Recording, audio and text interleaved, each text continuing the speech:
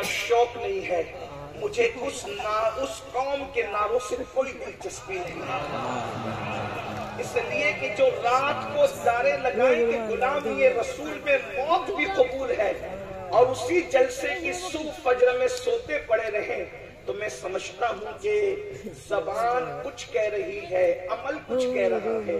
اگر منافقت اس کو نہیں کہتے تو پھر اس کو تاکہ عزت کی قسم، عشق مصطفیٰ میں اتنی طاقت ہے کہ وزیر تو وزیر ہے، امیر تو امیر ہے، بادشاہ تو بادشاہ ہے، جس کے سینے میں عشق مصطفیٰ ہوتا ہے فرشتے بھی قبر میں اس کی تعظیم کرتے نظر آتے ہیں۔ یا نور اللہ صلی اللہ تعالی علیہ وسلم، نعمتیں بانٹتا جس سمت وہ ذیشان گیا، ساتھ ہی منشی رحمت کا قلمدان گیا، لے خبر جلد کے غیروں کی طرف دھیان گیا، میرے مولا میرے آقا تیرے قربان گیا، آہ وہ آنکھ کے ناکام تمنا ہی رہی، ہائے وہ دل جو تیرے در سے پر ارمان گیا، دل ہے وہ دل جو تیری یاد سے معمور رہا، سر ہے وہ سر جو تیرے قدموں پہ قربان گیا، انہیں جانا انہیں مانا نہ رکھا غیر سے کام، للہ الحمد میں دنیا سے مسلمان گیا۔ الحمدللہ آج کی یہ خوبصورت ترین محفل بفضل تعالی عرس بخاری کے موقع پر انعقاد پذیر ہے۔ مجھ سے پیشتر آپ نے مجھ سے بہت بڑے بڑے اہل علم، اہل دانش اور اہل فکر و نظر کے خطابات، ان کی نقابت، ان کے اشعار سماعت کر لیے ہیں، اور میرے بعد بھی یہ محفل جاری رہے گی۔ میں بہت طویل گفتگو کرنے کی بجائے بہت اختصار کے ساتھ کام لیتے ہوئے صرف ایک حدیث مبارکہ آپ کی خدمت میں تشریح کے ساتھ اور اس کے کچھ ضروری لوازمات کے ساتھ پیش کرنے کی سعادت حاصل کروں گا۔ اللہ پاک کی بارگاہ میں دعا ہے کہ اللہ رب العزت مجھے حق کہنے اور آپ سب کو حق سن کر اس پر عمل کرنے اور اسے عام کرنے کی توفیق عطا فرمائے۔ آمین مولا۔ اس وقت ہر ماں باپ فکر مند ہے کہ یہ موجودہ جو دور ہے، یہ جو حالات ہیں، ان حالات میں ہمارے بچوں کے مستقبل کا کیا ہوگا۔ ہر ماں باپ یہ کی فکر ہے ہمارے بچوں کے کل کا، ان کے فیوچر کا کیا ہوگا، ان کے مستقبل کا کیا ہوگا۔ اس لیے کہ اگر مذہبی معاملات دیکھنے میں آ رہے ہیں تو ہمارے بچوں کا حال یہ ہے کہ وہ مذہب سے دور ہے۔ لوگ مذہب بیداری کی بات کرتے ہیں، معاذ اللہ لوگ مذہب سے بیزار نظر آ رہے ہیں، مذہب کے حوالے سے لوگ الگ الگ باتیں کرتے نظر آتے ہیں۔ تو مذہبی معاملے کے اندر ہماری قوم کے نوجوان دن بدن مذہب سے کوسوں دور نظر آتے ہیں۔ مثال کے طور پر شراب اور نشے نے ایک طرف ان کو مذہب سے دور کر دیا ہے، کہیں پر بدکاری نے ان کو مذہب سے دور کر دیا ہے، کہیں پر بدنگاہی نے ان کو مذہب سے دور کر دیا ہے، کہیں پر بدعقیدگی نے ان کو مذہب سے دور کر دیا ہے۔ حالات یہ ہیں کہ جیتے جی بچے ماں باپ کا خیال نہیں کرتے تو مرنے کے بعد یہ مغفرت کی دعا کب کریں گے۔ اللہ اکبر۔ جو قوم 5 وقتہ نماز کا تصور تو دور کی بات ہے، جمعہ کی 2 رکعت پڑھ کر جو مسجد سے ایسے بھاگتے ہیں جیسے اسکول کی چھٹی ہونے پر اسکول کے بچے بھاگتے ہیں، جس قوم کا حال یہ ہو وہ قوم سجدوں سے زمین کو کیسے آباد کرے گی۔ یہ حال مذہبی معاملات میں ہے۔ کوئی سود کا دھندا کر رہا ہے، کوئی جوئے کے دھندے کے اندر مصروف ہے، قرض کے دین اور مذہب کے حوالے سے کوئی فکر نہیں۔ جہاں تک معیشت اور معاش کا معاملہ ہے، غربت دن بدن مسلمانوں کے گلے پڑتی جا رہی ہے۔ ہر دن مسلمان غریب ہو رہا ہے، ہر دن مسلمان مفلس ہو رہا ہے۔ یاد رکھنا اللہ کے رسول صلی اللہ علیہ وآلہ وسلم نے ارشاد فرمایا، غربت کبھی کبھی انسان کو کفر تک پہنچاتی ہے۔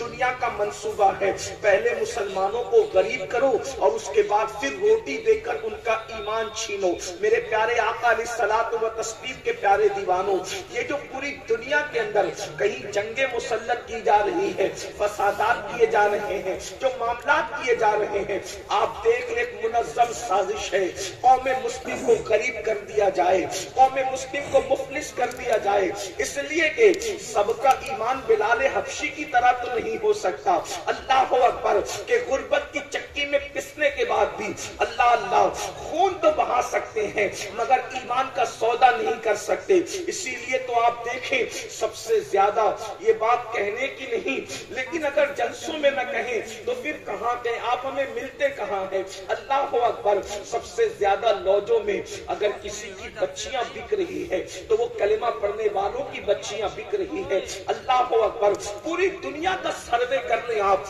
وجہ. اور اسی طریقے سے ارتداد کی جو لہر ہے, ارتداد اس کو کہتے ہیں کہ مذہب حق کو چھوڑ کر کے کسی غلط طرف چلے جانے کو ارتداد کہتے ہیں.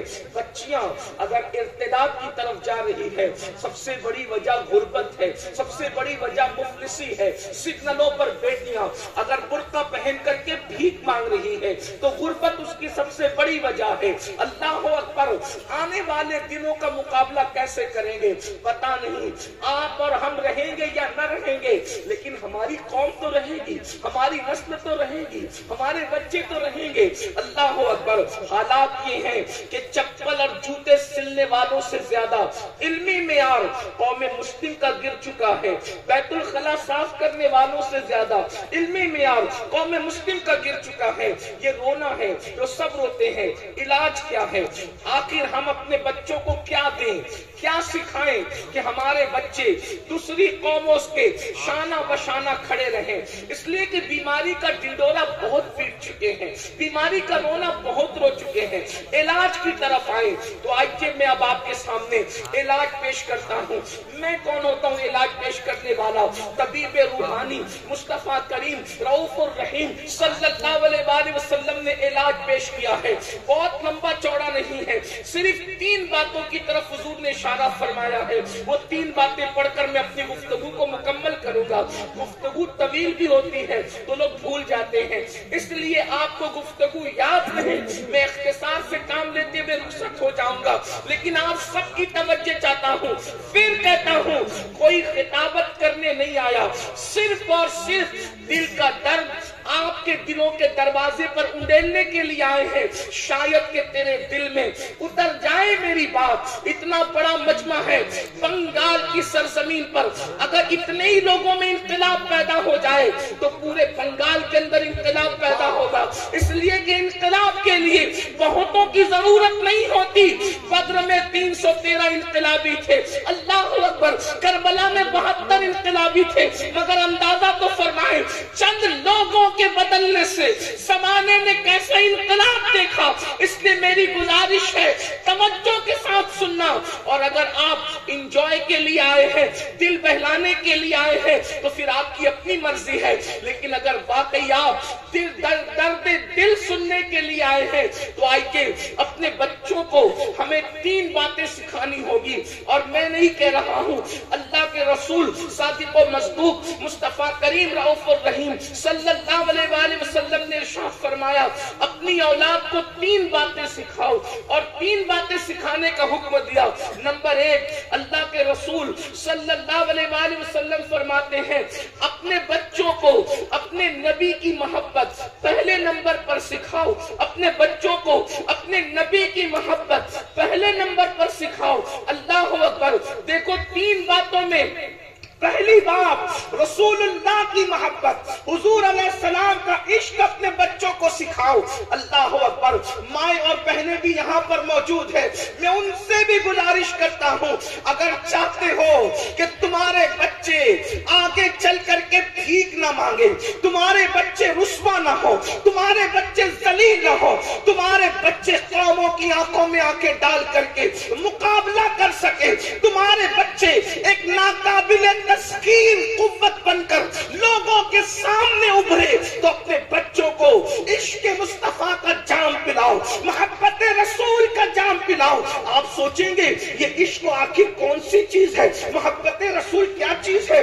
اللہ کے رسول فرما رہے ہیں اگر جینا ہے عزت کے ساتھ تو پہلے نمبر پر عشق رسول چاہیے, محبت رسول چاہیے. خدا کی عزت کی قسم, عشق مصطفیٰ میں اتنی طاقت ہے کہ وزیر تو وزیر ہے, امیر تو امیر ہے, بادشاہ تو بادشاہ ہے. جس عشق مصطفیٰ ہوتا ہے فرشتے بھی قبر میں اس کی تعظیم کرتے ہیں.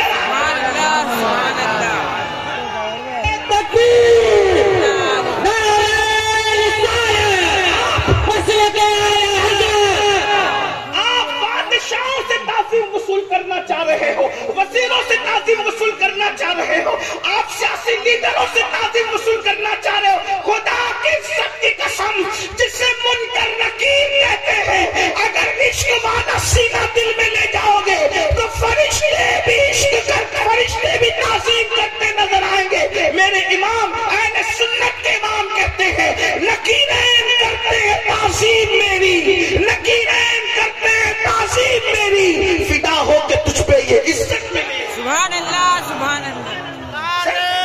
عشق مصطفیٰ, عشق مصطفیٰ.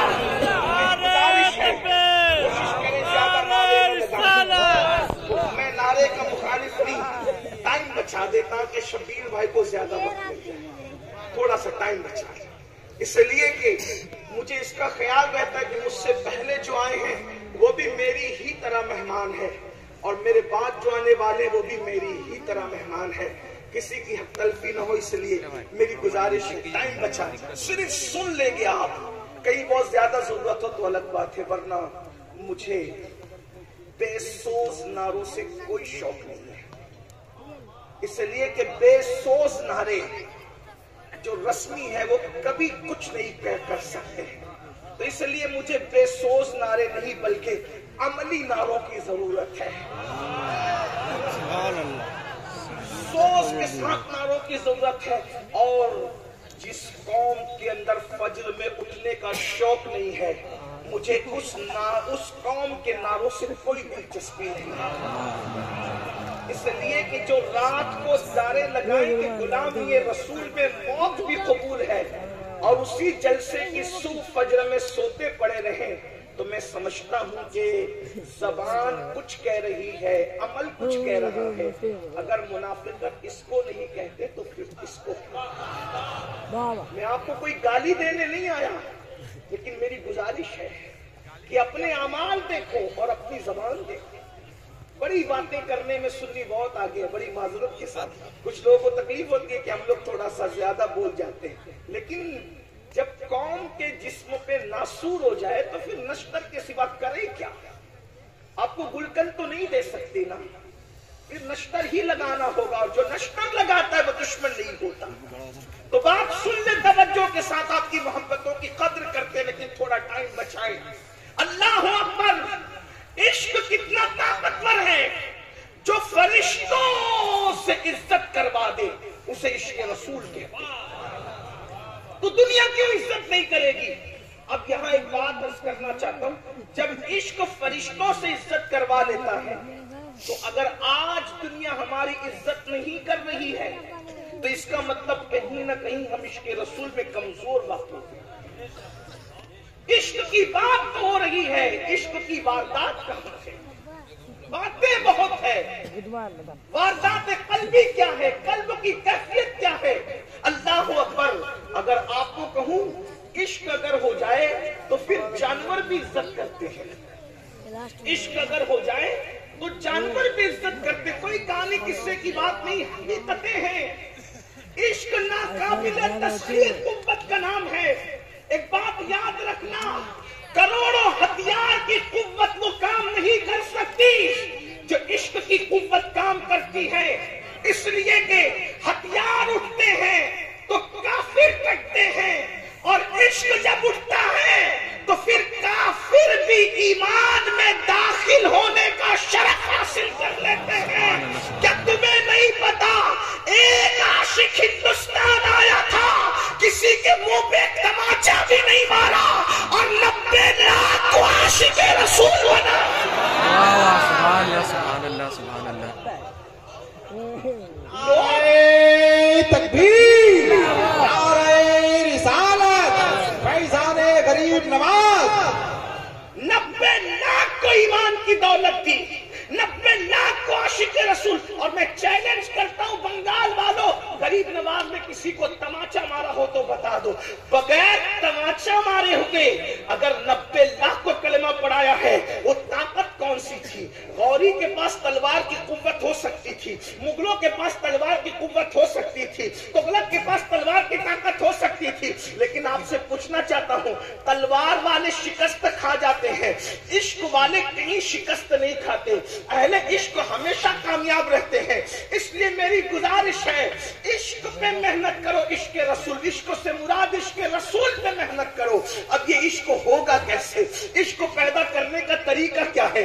नंबर 1, कसरत के साथ खुद भी दुरूद शरीफ पढ़ो, अपने बच्चों को भी दुरूद शरीफ का पाबंद बनाओ। इसी तरह नाते रसूल कसरत से सुनो, अपने बच्चों को भी नाते सुनाओ। आजकल नाते बड़ी टारगेट पर है, लोग नातों की मुखालिफत करते हैं। ये क्या लगा रखा है सुन्नियों ने, ये गाने पे पढ़ते हैं और ये करते हैं और वो करते हैं। हम कहते हैं जालिमों, तुमने कुफरिया गाने के अशार की मुखालिफत नहीं की, तुम्हें रसूलुल्लाह की नाते दिखती है और तुम्हें बिदअत का फतवा सूझता है।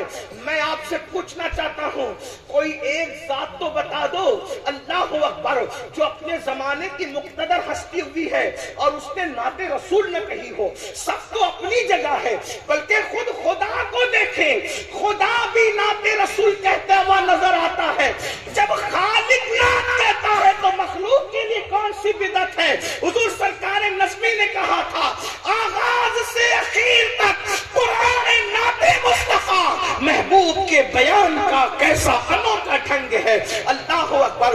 याद रखना, नात बहुत कीमती सरमाया है। नात कहने वाला जब नात पढ़ता है, अगर बस अल्लाह उसके रसूल की रजा के लिए नात पढ़ी जाए तो महफिल में रसूलुल्लाह का दीदार नसीब होता है। अल्लाह अकबर। और नात हुजूर अलैहिस्सलाम अल्लाह अकबर बराए रास्त आशिकों से सुनते हैं।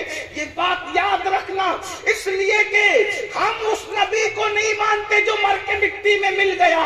हमारा तो तसव्वुर ये है, अन्नबिय्यु औला बिल मोमिनीना मिन अनफुसिहिम, नबी मोमिनों की जान से ज्यादा करीब है। लोग आने जाने की बात करते हैं, हमने कहा ना जाना अपनी जगह है, हमारा नबी तो हमारी जान से ज्यादा करीब है।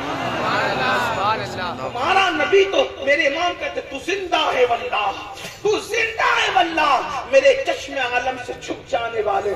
खुद भी नाते पढ़ो, बच्चों को नाते सुनाओ, गानों से दूर हो जाओ। इश्क मुस्तफा पैदा करने का सबब दुरूद शरीफ की कसरत, नातों की कसरत। और तीसरी चीज, हुजूर अलैहिस्सलाम की सीरत तैयबा के वाकयात खुद भी पढ़ो, बच्चों को भी पढ़ाओ। अगर नहीं पढ़े लिखे हो तो जो उलमा सीरत के वाकयात अहले सुन्नत के बयान करते हैं, हुजूर के मोजज़ात बयान करते हैं, उनसे सुनो, दिल में इश्क पैदा होगा।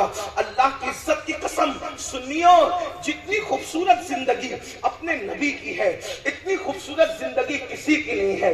अल्लाह अल्लाह, बेऐब जिंदगी, साफ और शफाफ जिंदगी, इंतहाई मुकद्दस वाली जिंदगी, इंतहाई मुकद्दस जिंदगी। क्या तुमने कभी देखा भी है कि जो गाली सुन करके दुश्मन को दुआ देता है? क्या तुमने कभी सुना भी है, अल्लाह अकबर, कि जो इतना बुलंद हो कि खुदा उसकी रजा चाहे, वो एक बुढ़िया का बोझ उठाकर उसके घर तक पहुंचाता है?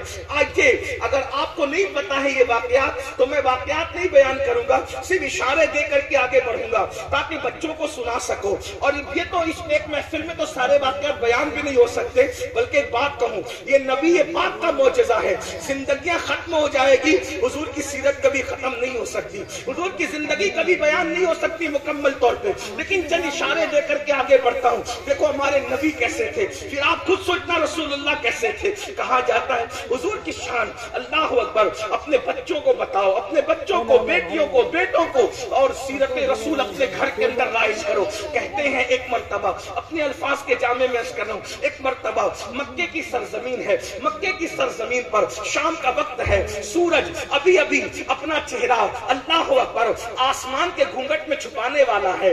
ऐसे आलम में अफरा तफरी का माहौल है, जल्दी जल्दी सब लोग अपने अपने घरों को लौटना चाहते हैं। ऐसे ایسے میں بازار کی رونق کم ہونے والی ہے. آج کل تو رات کے 10 11 بجے تک بازار چلتے ہیں. بجلی کا دور ہے, برق کا دور ہے, ترقی کا دور ہے, ٹیکنالوجی کا دور ہے. اس زمانے میں چراغ تھے اور چراغ بھی سب کے گھروں میں نہیں جلتے تھے. اس زمانے میں چراغ بھی صرف مالداروں کے گھر میں جلتے تھے. بازار میں تو چراغ کا تصور نہیں تھا. ادھر آسمان کا سورج غروب ہوگا, ادھر بازار کی رونق ختم ہو جائے گی. اس لیے جلدی جلدی لوگ اپنے سامان کو سمیٹ رہے تھے. مگر اس بازار کے اندر مکہ المکرمہ کے بازار میں ایک بڑھیا تھی جو کبھی دائیں دیکھتی, کبھی بائیں دیکھتی, کبھی آگے دیکھتی, کبھی پیچھے دیکھتی. ایسے وہ دیکھ رہی تھی جیسے کسی کا انتظار کر رہی ہو, جیسے وہ کسی کی منتظر ہو. ایسی عالم میں ایک جوان منموہنی صورت والا, کالیاں زلفوں والا, چمکتے چہرے والا, ایسی چمک اس کے چہرے میں کہ اللہ اکبر, جس سے تاریک دل جگمگانے لگے. اس چمک والی رنگت پہ لاکھوں سلام. نرگسی آنکھوں کا اللہ اکبر جوبن یہ ہے, اٹھ گئی جس طرف دم میں دم آ گیا.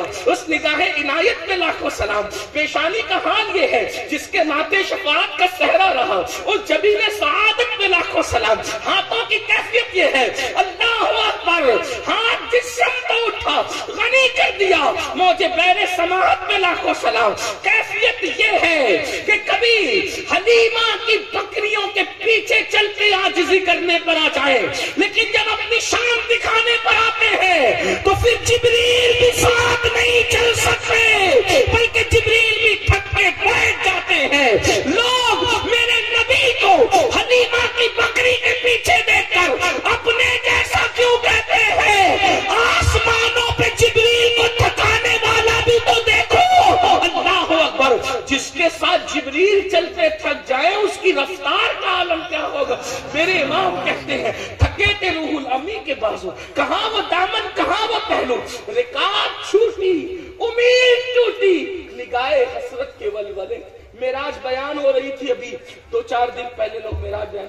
آپ غور کریں جبریل کون ہے جو پلک کے جھپکتے سدرہ سے زمین پہ آتے ہیں. رفتار یہ ہے جبریل اگر پر کھول کر کے پھر پر بند کرتے ہیں, ہزاروں سال کا فاصلہ طے کرتے ہیں, اس کو جبریل کہتے ہیں. لیکن وہ جبریل تھکتے کس کے ساتھ ہیں؟ تھکتے کس کے ساتھ ہیں؟ میں نے نعرہ لگانے سے روکا ہے, سبحان اللہ کہنے سے نہیں روکا. اتنا ڈر کر کے بھائی حضور کا ذکر ہے تو پھر اللہ بھی سبحان اللہ. میں لوگوں کو کہتا ہوں کہ جب اللہ کے رسول کا ذکر آتا ہے تو اللہ بھی سبحان اللہ کہتا ہے. لوگ کہتے ہیں وہ کیسے کہتے ہیں؟ میں نے کہا سبحان اللہ دی, اللہ خود کہتا ہے نا. پہلے ذکر مصطفیٰ آ رہا ہے تو پہلے خود ہی کہہ رہا ہے سبحان اللہ دی, خود کہہ رہا ہے اللہ پاک ہے. تو آپ بھی کہیے نا. لیکن میں تھوڑی سی بات آپ کو بتاؤں, اگرچہ بنگال میں یہ شعر کی تشریح تھوڑی مشکل ہے, اس لیے کہ یہاں کے لوگ بنگلہ زبان بنگلہ ہی بولتے ہیں. ہاں, لکھنؤ اور دلی والوں کو اس کی سمجھ نہیں آ سکتی, تو بنگلہ والوں کو اس کی سمجھ کم آئے گی. لیکن میں کوئی اس میں ڈروں گا نہیں. کیوں؟ اس لیے کہ زبان سمجھ میں آئے نہ آئے, عشق کے جذبات سب کے یکساں ہوتے ہیں. زبان والوں کو سمجھانا مشکل ہے, عشق والوں کو سمجھانا مشکل نہیں ہے. اور پھر اگر خانقاہ بخاریہ کے سید کے قدموں میں بیٹھے ہو تو اور زیادہ آسان ہو جاتی ہے. غور فرمائیں, وہ جبریل جو پر پھیلا کر صرف سمیٹ لیں تو ہزاروں سال کا فاصلہ طے کر لیتے ہیں, اس جبریل کو تھکانا کوئی معمولی کام ہے. اور تھکن بھی کون سی تھکن؟ میں کوئی بہت مفکر اور علم والا آدمی نہیں ہوں. نقیب صاحب نے بڑی نوازشات کی, دعا کرتا ہوں کہ اللہ ان کے جملوں کو میرے لیے دعا بنا کے قبول کرے گا. لیکن شاید یہ مجھے جانتے نہیں ہیں, اس لیے انہوں نے اتنی بڑی باتیں کہہ دی. اللہ ان کے حسن ظن کی لاج رکھے, اور یہ جو دعائیں انہوں نے میرے لیے کہ اللہ وہی دعائیں ان کے حق میں قبول کرے. اللہ ہمارے علماء کے حسن ظن کی لاج رکھے. لیکن امام اہل سنت جو 108 علوم و فنون کے ماہر تھے, انہوں نے جبریل علیہ السلام کی تھکن بیان کی. معراج میں جو تھکن جبریل ہے اس کو بیان کیا. دیکھو تھکن 3 قسم کی ہوتی ہے. توجہ ہے آپ کی؟ آپ تھک جانا تو خاموش ہو جانا, میں سمجھ جاؤں گا کہ میں نے بیٹھ جانا ہے. ویسے تو میں بیٹھ ہی گیا ہوں, لیکن میں نے ہٹ جانا ہے. ٹھیک ہے, توجہ ہے آپ کی؟ تھکن کتنی قسم کی ہوتی ہے؟ جب کوئی کسی کے ساتھ چلتا ہے, جب کوئی کسی کے ساتھ چلتا ہے تو چلتے چلتے وہ تھک جاتا ہے. وہ تھک جاتا ہے، تو تھکنے سے وہ چلنا کم کر دیتا ہے، لیکن تھک کر ابھی وہ ہمت اور اس کا شوق کہتا ہے کہ چلو چلتے ہیں۔ تو تھکنے کے بعد بھی وہ جو چلنے والا تیز رفتار سوار ہے وہ اس کا دامن پکڑ لیتا ہے۔ یہ دوسری قسم کی تھکن ہے، پہلے تھک جانا پھر دامن پکڑ کر اس کے سہارے چلنا۔ اور نمبر 3، پھر اتنی تھکن ہو جاتی ہے کہ دامن چھوٹ جاتا ہے اور چلنے والا بیٹھ جاتا ہے، اب نہ پیر ساتھ دیتے ہیں نہ دامن ساتھ دیتا ہے، تو وہ حیرت سے جانے والے کو دیکھتا رہتا ہے۔ یہ تیسرے نمبر کی تھکن ہے، پہلے تھک جانا پھر دامن پکڑ لینا، پھر تھک کر کے چلنے کے قابل نہ رہنا تو دامن کا چھوٹ جانا اور جانے والے کو صرف نظروں سے ٹک ٹکی باندھ کر شوق سے دیکھنا۔ وہ جبریل جو پر کھول کے بند کرے تو ہزاروں سال کا فاصلہ طے کرے، جب معراج میں میرے نبی کے ساتھ چلے تھے تو حلیمہ کی بکریوں کے پیچھے چلنے والا میرا نبی جب اپنی شان کے مطابق آگے بڑھا تو امام اب جبریل کی تینوں تھکن کو بیان کرتے۔ نمبر 1، تھکے تھے روح الامی کے بازو، کہاں وہ دامن کہاں وہ پہلو۔ دوسرے نمبر تھکے تھے روح الامی کے بازو، کہاں وہ دامن کہاں وہ پہلو، رکاب چھوٹی امید ٹوٹی، نگاہ حسرت کے ولولے۔ سبحان اللہ سبحان اللہ، واہ کیا بات ہے۔ جبریل کی تھکن پہلے نمبر کی نہیں تھی بلکہ جبریل کی تھکن تیسرے نمبر کی تھی۔ ایسا تھک چکے تھے کہ جا نہیں سکتے تھے، بس نگاہ حسرت سے دیکھ رہے تھے اور حضور وہاں گئے پھر جہاں جبریل کا گمان بھی نہیں جا سکتا۔ گنجے جو چٹکے تھے کے بعد میں بلبلے سدرا تک اس کی منہ سے بھی محرم نہیں۔ اللہ اکبر، یہ اپنے نبی کی شان ہے، لیکن عاجزی دیکھو۔ اللہ اللہ، وہ بڑھیا کسی کا انتظار کر رہی ہے، انتظار کرتے ہوئے دائیں بائیں آگے پیچھے دیکھتی ہے۔ ایک جوان من موہنی صورت والا آتا ہے، آ کر کے کھڑا ہوتا ہے، کہتا ہے مائی کس کا انتظار ہے؟ سبحان اللہ سبحان اللہ۔ مائی کس کا انتظار ہے؟ بڑھیا نے کہا اے جوان، کوئی مزدور چاہیے، میرا سامان بکا نہیں ہے، میں اس کو سر پہ اٹھا کے گھر نہیں لے جا سکتی، میرا سامان کوئی اٹھا کر کے لے جائے۔ اس جوان نے کہا مائی میں اٹھا دوں؟ ہائے ہائے، غور سبحان اللہ۔ نہ مذہب دیکھا، نہ علاقہ دیکھا، نہ برادری دیکھی، دیکھے تو صحیح۔ لوگ کہتے ہیں یہ دہشت گردی اور وہ نفرت، ہمارے یہاں نفرتیں ہے ہی نہیں۔ سبحان اللہ۔ ہمارا مذہب تو کہتا ہے محبت سب کے لیے، نفرت کسی کے لیے نہیں۔ ہم نفرت کہاں سے لائیں؟ اس لیے کہ نفرت کیا نفرت ہے؟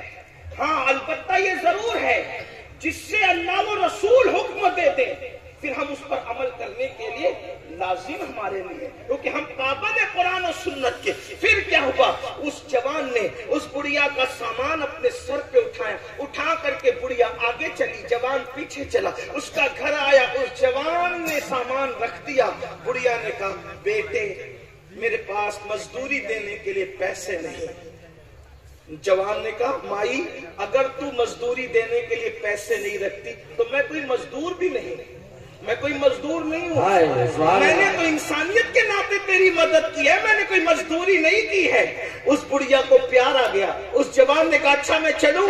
اس نے کہا رک، تیری صورت بڑی پیاری ہے، سبحان اللہ۔ تیری صورت من کو بھاتی ہے، من بھاتی تیری صورت ہے، مزدوری تو نہیں دے سکتی، چند جملوں کا بوجھ تیرے دامن میں ڈال دیتی ہوں، اس لیے کہ پیسوں سے زیادہ قیمتی کبھی کبھی نصیحتیں ہوتی ہے۔ اے جوان ادھر آ، गौर से सुन, मक्के में हंगामा है, मक्के में तूफान है, भाई भाई में इख्तिलाफ है, चचा भतीजे में इख्तिलाफ है, मामू भांजे में इख्तिलाफ है, माँ बाप औलाद में इख्तिलाफ है। का क्यों? का एक शख्स उठा है, अब्दुल मुत्तलिब का पोता है, अब्दुल्लाह का बेटा है, अबू तालिब का भतीजा है, मोहम्मद उसका नाम है, नबूवत का ऐलान किया है। बेटे, उसकी जबान में इतनी तासीर है कि जो उसका हो जाता है उसी का होकर रह जाता है। तू उसके कभी करीब मत जाना, अगर तू उसके करीब जाएगा तो तुझ जैसा अच्छा जवान भी उसी का होकर के रह जाएगा। आपने पूछा, माई क्या उस जवान को तूने देखा? मैंने अभी तक देखा नहीं, उसकी बात सुनी नहीं सुनी, लेकिन बस इतना सुन रखा है। देखो प्रोपेगेंडा कितना खतरनाक होता है। याद रखना, प्रोपेगेंडे को अपने किरदार से डैमेज करना जरूरी होता है, प्रोपेगेंडे को अपने किरदार से खत्म करना जरूरी होता है। और दुनिया जब प्रोपेगेंडा करती है तो फायदा हमको होता है। क्यों? ताकि हम अपने आप को बताएं कि हम कौन है। अगर दुनिया प्रोपेगेंडा कर रही तो करने दीजिए, अपने अखलाक से बताइए, किरदार से बताइए, सीरत मुस्तफा से बताइए हम कौन है। अल्लाह अकबर। आका ने क्या पूछा कि तू उसको सुन चुकी है? उसको देखने मैंने नहीं देखा। तो कहता है मगर तेरी सूरत प्यारी थी, मैंने चंद नसीहत के जुमले तेरे दामन में डाल दिए। बड़ी सादगी से मेरे मासूम ने कहा, बल्कि सज्जदुल मासूमीन ने कहा कि माई तसव्वुर करो, जिस मोहम्मद की मुखालफत तुम कर रही हो, अगर वो मोहम्मद मैं ही हूँ तो तुम्हारा रिएक्शन तुम्हारा क्या अंदाज होगा? उस बुढ़िया ने कहा अगर वो मोहम्मद तू ही है तो सारा मक्का झूठ बोल रहा है, तू सच्चा है। ये अपना नबी। अल्लाह सब लोग जवाब दें।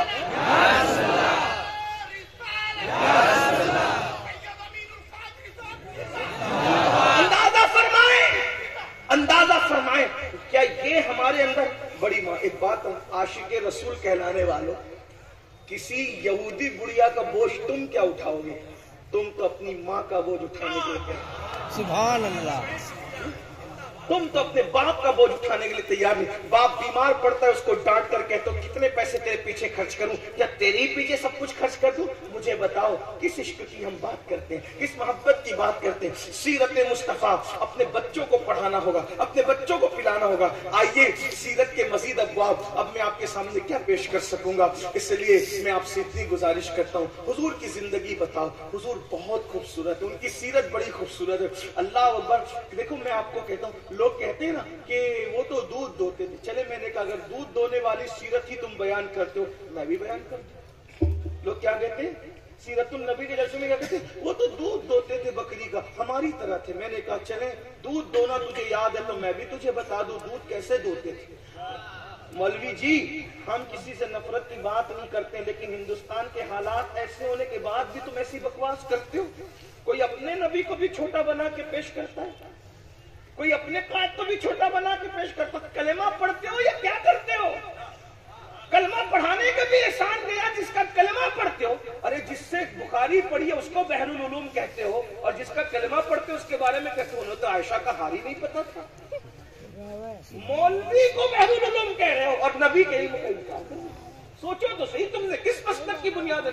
फिर हमारी कौम हमसे कहती मौलाना उनके बारे में कुछ न कहे। मैंने कहा बिल्कुल नहीं कहेंगे, उनकी जूतियां सर पर रखेंगे, उन्हें समझा दे, वो हमारे नबी के बारे में बोलना छोड़ दे, हम उनकी जूतियां सर पर रखने को तैयार हैं। हमें क्या किसी से नफरत, हमें किसी से क्या। लेकिन बात याद रखें, अगर बकरी का दूध दोने पर ही नबी की सीरत को मौकूफ कर दिया तो आइए मैं भी आपको बकरी का दूध दोना बयान कर दूं। तो यही तो बात है ना, इश्क जब आता है तो ये चीज नजर आती है, और इश्क ना हो तो फिर बात नजर नहीं आती। देखो दूध, अगर आप लोग देहात से भी आओगे, गांव से भी, मैं भी देहाती आदमी हूं, अगर आप बकरी का गाय का दूध दो ना तो वही बकरी का दूध दोया जा सकता है जो बकरी बच्चा दे चुकी हो। 5 बकरी में दूध नहीं होता, ऐसे ही है। यही है, मैं कोई गलत तो नहीं कह रहा भाई। बुखारी मुस्लिम का हवाला दूं तो कुछ भी बोल जाऊं तो तुम्हें क्या, तुम्हें तो पता ही नहीं। लेकिन बकरी और गाय की बात करूं तो मुझसे ज्यादा तो आप जानते है ना, आप और पकड़ लेंगे क्योंकि आप इसमें मास्टर हो, हम आपके बहुत पीछे इस मामले में। बोलो यही बात है ना, वो 5 बकरी दूध देती है नहीं देती, और 5 भी और बीमार भी हो तो देती है नहीं देती। अगर कोई बकरी दूध भी दे तो कितना देती? Litre, 2 litre, 5 litre. मगर आओ, अगर बकरी का दूध दोने पर ही तुमने सीरत को मौकूफ किया دودھ کا دونا سیرت میں سن لو. اللہ کے رسول ہجرت کے لیے جب مکے سے مدینہ منورہ چلے, راستے میں صدیق اکبر کو بھوک لگی. بھوک کی وجہ سے صدیق اکبر کے چہرے پہ آثار ظاہر ہوئے, تو اللہ کے رسول نے صدیق کی بھوک کا خیال کرتے ایک جھوپڑا دیکھا. اس جھوپڑے میں ایک عورت تھی, اس کا نام معبد تھا. معبد کے پاس صدیق اکبر کے ساتھ حضور گئے اور صدیق اکبر سے کہا, ابو بکر اس سے پوچھو کیا یہ کچھ کھلا سکتی ہے. حضور نے خود نہیں کہا, حضور نے پوری زندگی کسی سے کچھ مانگا ہی نہیں, لیکن جب بات آئی ہے کچھ پوچھنے کی تو صدیق اکبر کو آگے کیا. ابو بکر پوچھو یہ کچھ کھلا سکتی ہے.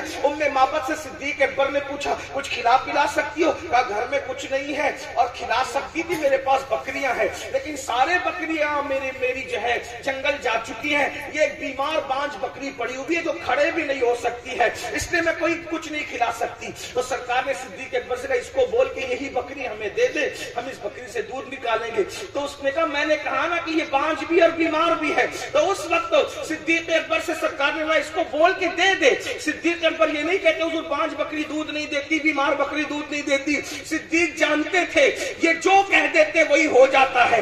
اللہ اکبر, اللہ اکبر. پھر میرے آقا نے کہا اس سے بول کے بکری دے دے. اس نے بکری اٹھائی, بیمار بکری دے دی.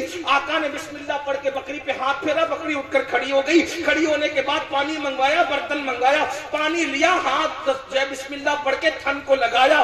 معبد دیکھ رہی ہے, معبد یہ کیا ہو رہا ہے. میری بکری اٹھ کے کھڑی ہو گئی, اس کے تھن بھر گئے. پھر اس کے بعد حضور نے دودھ دونا شروع کیا. ایک برتن بھرا کا دوسرا لا, دوسرا بھرا تیسرا لا, تیسرا بھرا چوتھا لا, چوتھا بھرا. دیکھتی رہ گئی 5 بکری سے گھر کے سارے برتن دودھ سے بھر گئے. خود پیا, صدیق کو پلایا, معبد کو پلایا اور آگے کو بڑھے. معبد کا شوہر آیا, آ کر کے کہتا ہے دودھ کہاں سے آیا. وہ تو نام ہی پوچھنا بھول گئی تھی. اس نے کہا شوہر سے ایک برکت والا آیا تھا, وہ ساری برکتیں چھوڑ گیا. اس کا نام کا وہ برکت والا تھا. میں اس کو نہیں جانتی لیکن دیکھوں گی تو پہچان جاؤں گی. وہ کہہ رہے تھے کہ ہم مدینے جانے والے ہیں. معبد کے شوہر نے کہا پھر چلو ایسے برکت والے کی زیارت کریں. جب پہنچے مدینے منورہ میں تو ڈھونڈنے لگے, ایسے میں صدیق اکبر نظر آ گئے. کہ اس کا ساتھی, اس کا ساتھی ہے. اور اس کے بعد اللہ اکبر, جب صدیق اکبر سے کہا وہ برکت والا تیرا دوست کہاں ہے, تو صدیق اکبر مسکرا دیے کہ لوگ بھی کیا نام رکھتے اپنے انداز سے, برکت والا. اللہ اکبر, نام پتا نہیں ہے, کلمہ نہیں پڑا, برکت دے کے کہا برکت والا. خدا کی قسم ہمارا نبی برکت والا ہے, جس کی برکت زمین پر بھی ہے, برکت آسمان پر بھی ہے. کہتے ہیں آسمان خان, زمین خان, زمانہ مہمان, صاحب خانہ لقب کس کا ہے, تیرا تیرا.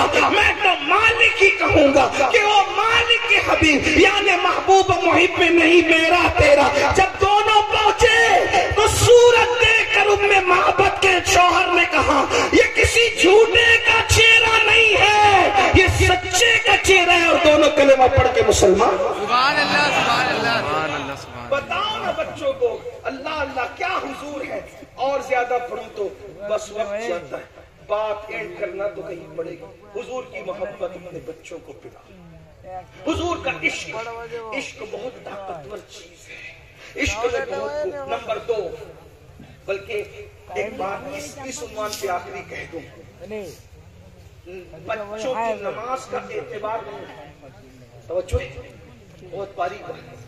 بچوں کی نماز کا اعتبار نہیں, بچوں کے روزے کا اعتبار نہیں, لیکن اگر بچہ بھی عاشق رسول بن جائے تو وہ عشق کر کے بڈھوں سے بھی آگے نکل جاتا ہے. بچے کی نماز بڑوں کی نماز کی اہمیت نہیں پا سکتی, بچوں کے روزے بڑوں کے روزے کی اہمیت نہیں پا سکتے.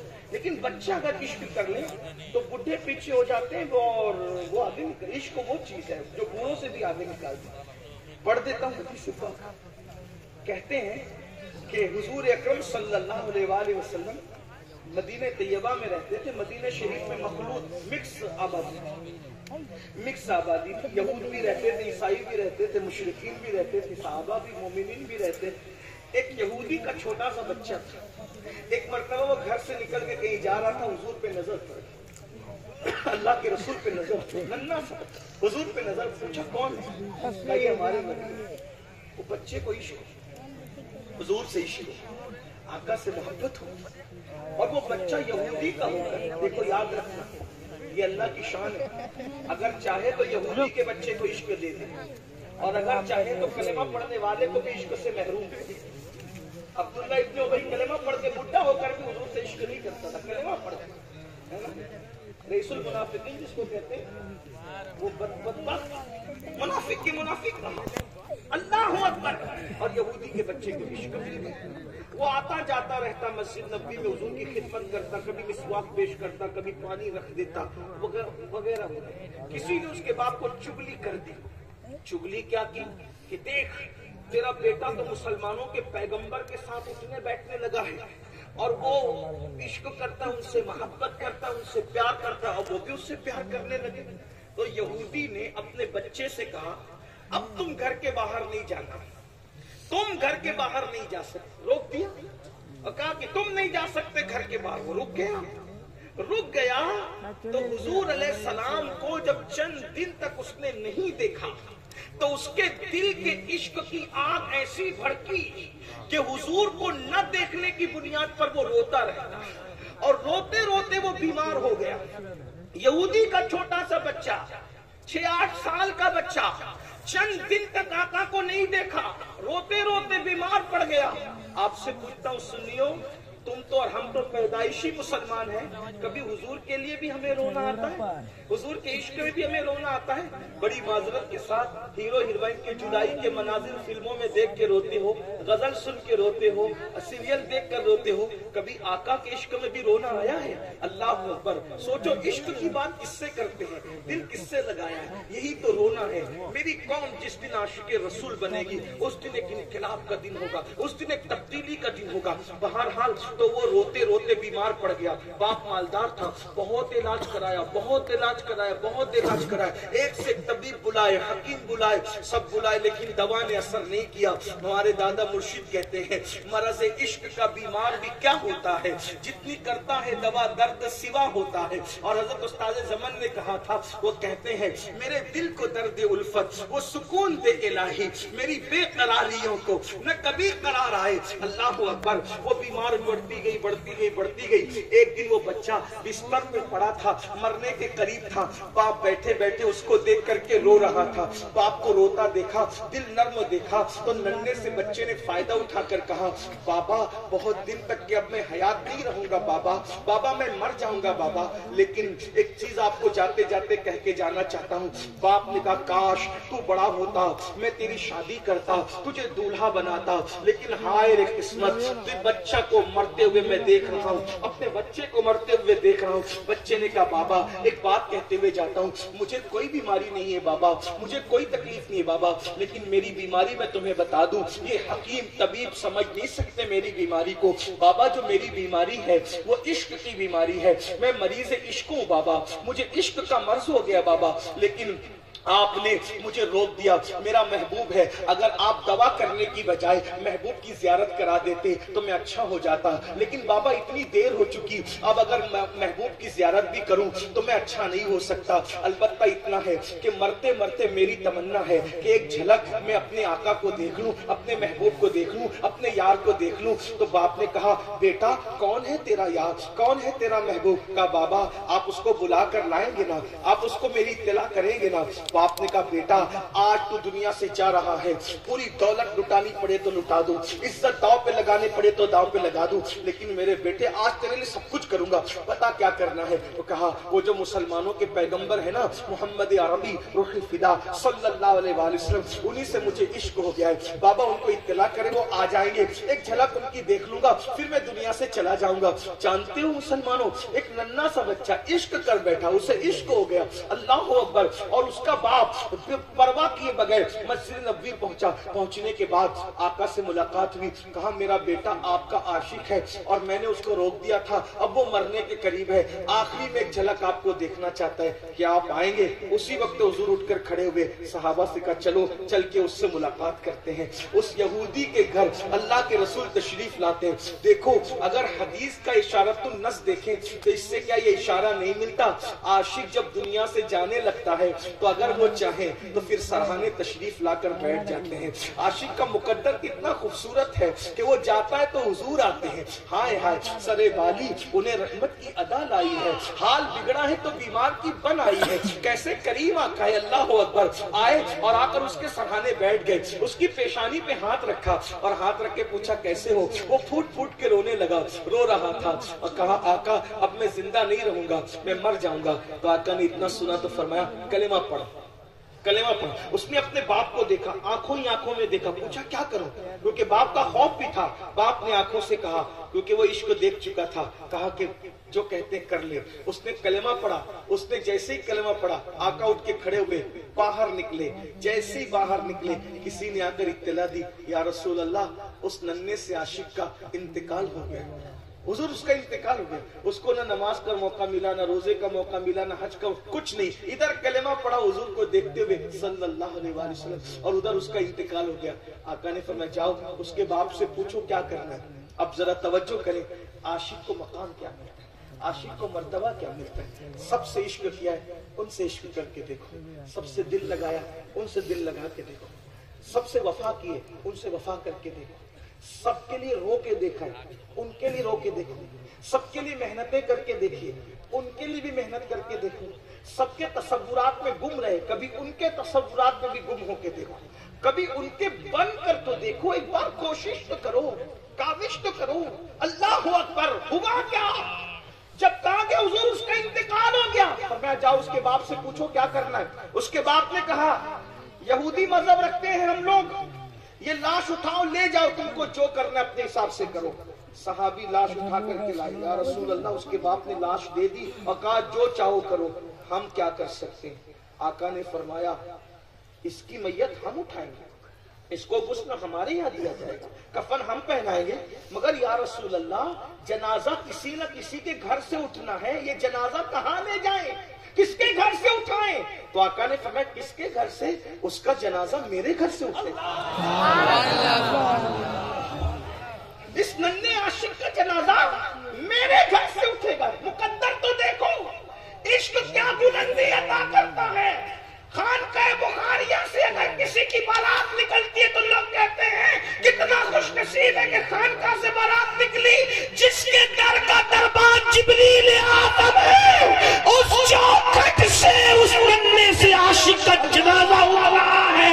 آقا نے فرمایا اس کا جنازہ میرے گھر سے اٹھے گا. اور پھر اس کے بعد صحابہ کہتے ہیں جب آقا چلے ہیں جنازے میں تو پیر نہیں رکھتے تھے بلکہ انگلیاں رکھ کر چلتے تھے. صحابہ نے کہا یا رسول اللہ آپ پیر نہیں رکھتے, انگلیاں رکھ کے چلتے ہیں. فرمایا ہے میرے صحابہ آج آسمان کے اتنے فرشتے اس عاشق کے جنازے میں شریک ہوئے ہیں کہ مدینے کی زمین تنگ ہو گئی ہے, پیر رکھنا مشکل ہوتا ہے. جو میں دیکھتا ہوں وہ تم نہیں دیکھ سکتے, جو میں سنتا ہوں وہ تم نہیں سن سکتے. پیر رکھا نہیں جاتا تو میں انگلیاں رکھ رہا ہوں. بات کر کر کے جنتیوں کو جنت میں بھیج رہے ہیں. یہ جناب سوداگر صاحب بھی آئے اور آنے کے بعد کہنے لگے حضور میں بھی تو امتی ہوں نا آپ کا, میری بھی شفاعت کریں. آقا فرماتے ہیں امتی ہے, تیرے پاس ثبوت کیا ہے, میرے امتی ہونے کا تیرے پاس ثبوت کیا کہ تم میرا امتی ہے. میری شہزادی حالات کی ماری آئی تھی تو اس سے ثبوت مانگ رہا تھا, نکل جا یہاں سے, اس سے ثبوت مانگنے والے نکل جا. جب دھتکار دیا گیا اور دھتکارنے کے بعد آنکھ کھلی, پریشان ہوا, چلانے لگا, پاگلوں کی طرح چلانے لگا. اور پھر جب نوکروں نے, خادموں نے, گھر والوں نے کہا کیا ہوا تو ساری داستان اور رودات بتائی. اور جب رودات بتائی تو پھر کیا ہوا, کہا ڈھونڈو اس شہزادی کو, سید زادی کو. جب ڈھونڈا گیا تو کسی نے بتایا کہ مجوسی کے دروازے پر گئی تھی آپ کے بعد. مجوسی کے دروازے پہ صبح کو پہنچے تو کیا کہا حق سے, تم کافر ہو, تم مجوسی ہو, ہم مسلمان ہیں, نبی کی آل پر ہمارا زیادہ حق ہے, اس نے شہزادی واپس کرو, ہم اپنے گھر لے جائیں گے.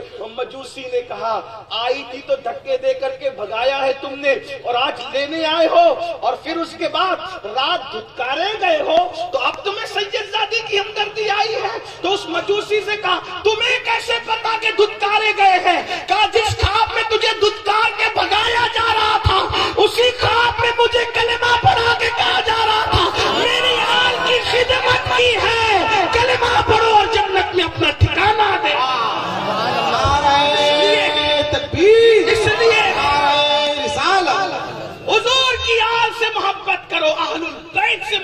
کرو، غیر مشروط محبت کرو، اس کا اچھی طرح سے خیال کرو۔ قرآن کہتا ہے قُلْ لَا أَسْأَلُكُمْ عَلَيْهِ أَجْرًا إِلَّا الْمَوَدَّةَ فِي الْقُرْبَى۔ اللہ اکبر، کہ اللہ فرماتا ہے محبوب آپ فرما دے کہ میں تم سے کچھ اجر نہیں مانگتا، بس اتنا چاہتا ہوں کہ تم میری قرابت داروں سے محبت کرو۔ ایک بات یہ بھی یاد رکھنا، آقا ارشاد فرماتے جو میری اہل بیت کی محبت پہ مرے گا وہ ایمان پر دنیا سے جائے گا، اس کا خاتمہ بالخیر ہوگا، وہ شہادت کی موت مرے گا۔ اہل البیت سے محبت کرنے والا جنت میں ایسے لے جایا جائے گا جیسے دلہن کو سجا کر دولہا کے گھر لے جایا جاتا ہے۔ اور میرے امام نے جب اہل بیت کی شان بیان کی تو کس انداز سے کہ امام کہتے ہیں خون خیر الرسل سے ہے جن کا خمیر، ان کی بے لوث طینت پہ لاکھوں سلام، اور کہتے ہیں آب تطہیر سے جس میں پودے جمے اس ریاض نجابت پہ لاکھوں سلام، سیدہ ظاہرہ طیبہ طاہرہ جان احمد کی راحت پہ لاکھوں سلام۔ اس لیے میری گزارش ہے، آقا نے دوسری چیز کیا فرمائی؟ پہلی چیز نبی کی محبت، آل نبی کی محبت، اور تیسری چیز اپنی اولاد کو قرآن کی تعلیم دو، قرآن سکھاؤ۔ کوئی بچہ قرآن کے بغیر نہ رہے، قرآن کی تعلیم دو۔ شاید پچھلے سال میں اس پہ تفصیلی گفتگو کر چکا ہوں۔ اللہ پاک سے دعا ہے اللہ پاک سب سے پہلے مجھے آپ سب کو عمل کی توفیق عطا فرمائے۔ گفتگو کے درمیان کوئی غلطی ہو تو اللہ تعالیٰ معاف فرمائے۔ جانا نہیں ہے آپ کو، نعت شریف سننا ہے، نعت شریف سننا ہے اور ادب سے سننا ہے۔ ایک بات نعت شریف کے بارے میں کہہ دوں، ایک بات سن لیں، ایک بات سن، نعت شریف کی کیا برکت ہے، نعت شریف کی سن لے۔ میرا عنوان پورا ہو گیا لیکن سنو نعت شریف کی کیا برکت۔ اللہ اکبر، ایک بہت بڑا نام ہے نعت خانوں کی دنیا میں، علامہ شرف الدین بوصیری رحمت اللہ علیہ۔ کیا نام ہے؟ شرف الدین، مل کے بولو کیا نام ہے؟ شرف الدین۔ ایک ان کا قصیدہ ہے، اس کا نام ہے قصیدہ بردہ۔ کیا نام ہے اس کا؟ قصیدہ بردہ کہتے ہیں چادر کو، چادر والا قصیدہ۔ کیوں نام پڑا پتہ ہے؟ یہ شرف الدین بوصیری بڑے شاعر تھے، شاعر صاحب اگر موجود ہو شوڑا ان کی توجہ چاہتا ہوں، بڑے شاعر تھے اور بادشاہوں کی شان میں قصیدے لکھتے تھے۔ ایک دن ایک مجذوب ولی سے ملاقات ہوئی، اتنے بڑے عالم شاعر، تو مجذوب بابا نے کیا کہا؟ شرف الدین تو اتنا بڑا عالم، اتنا بڑا شاعر، کیا کبھی تو نے رسول اللہ کی زیارت کی ہے؟ حضور کو خواب میں دیکھا ہے؟ او ہو بجلی گر گئی، ارے میں حاجی نمازی نیک عالم شاعر پرہیزگار، میں نے اب تک آقا کو نہیں دیکھا۔ رو پڑے۔ مجذوب سے کہا سرکار نہیں دیکھا، تو کہا جب تو دوسروں کی تعریفیں کرتا پھرے گا تو کیا حضور کو تو خواب میں دیکھے گا؟ ارے حضور کی تعریف کر پھر دیکھ۔ بس دل پہ چوٹ لگ گئی، بات لگ گئی، استعفیٰ لکھ دیا۔ بادشاہ سلامت، کل تک کے آپ کی مدد سرائی کرتے تھے، قصیدہ خوانی کرتے تھے، اب ہم نہیں کر سکتے، معافی چاہتے ہیں۔ بادشاہ نے وزیروں کو بھیجا، امیروں کو بھیجا، کوئی نذرانے میں غلطی ہو گئی ہو تو معاف کریں، کچھ بات ہو گئی ہو تو بات کریں، کچھ کمی رہ گئی ہو تو بات کریں، جو کہو گے دیں گے، لیکن ہمارا قصیدہ پڑھو، ہمارا قصیدہ پڑھو۔ انہوں نے کہا کچھ نہیں۔ اب چھوڑ دیا بادشاہ، آمدنی ختم، بادشاہ چھوٹا، آمدنی ختم۔ اب کس کی نعت لکھ رہے ہیں؟ حضور کی۔